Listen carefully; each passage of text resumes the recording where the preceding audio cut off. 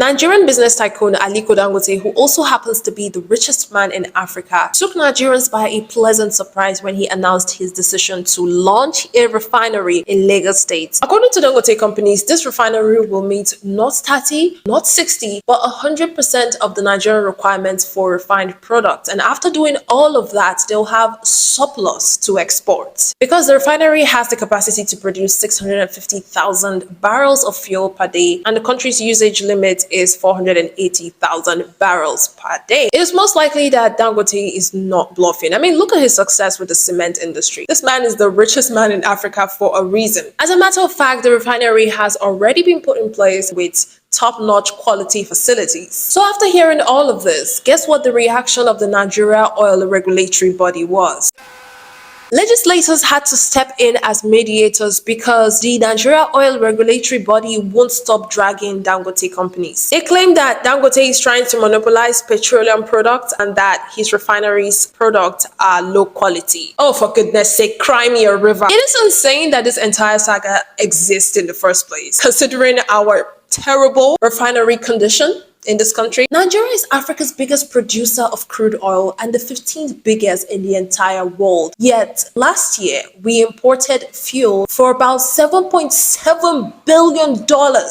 Ridiculous doesn't cut it anymore. We are drilling and extracting crude oil, exporting it, and then buying it back for double the money. Okay, let me explain. So crude oil has a lot of byproducts that are useful in the pharmaceutical industry, in cosmetics, in building and construction, and most importantly in energy, which is fuel and gas, right? And refineries are required to extract this product from the crude oil. But because the 4 major refineries we have serve nothing but a decorative purpose, all we're getting is the crude oil. Then we turn around and buy fuel and every other thing gotten from crude oil from other countries. This is obviously detrimental to our nation's economy because Nigerians are now forced to buy fuel and other imports at an expensive rate. So Dangote saw an opening and bam, he grabbed it. But the oil regulatory body is doing something that I don't understand. What is going on? You know, when I think of this refinery project, all I see are positives. Like, I'm sorry, but think about it. The job creation, the impact of fuel subsidies being felt heavily. This will alleviate that. Also think of what it means for us internationally. Imagine in Nigeria where we don't have to import fuel, but we export it instead. Do you really think that Nigerians care about some monopoly? You think Nigerians would rather suffer to meet their petroleum demands than have someone make it easy for them and become richer in the process? And by the way, if you're so worried about monopoly, how about you make the major refineries function? They've been saying, oh, we're going to resume operations for years now. It's somehow embarrassing now. I don't even see this monopoly thing as an issue because I believe that all it takes is for Dangote to run this thing for 2 years and competitors will sprout out, okay? To me, if there are any concerns, they should be environmental concerns. We all know how Nigerians in the Niger Delta regions are facing a lot of challenges as a result of the crude oil that's being extracted from their region. Now, of course, there's no any extraction of crude oil going on in Lagos, but this refinery could pose a potential risk. So how does Dangote intend to mitigate this risk? You know, this is something that we should be talking about. This is something that these are the questions we should be asking, basically. Nigerians are waiting to see how this unfolds. Of course, Dangote is gaining a lot of support locally. He said that they should buy him out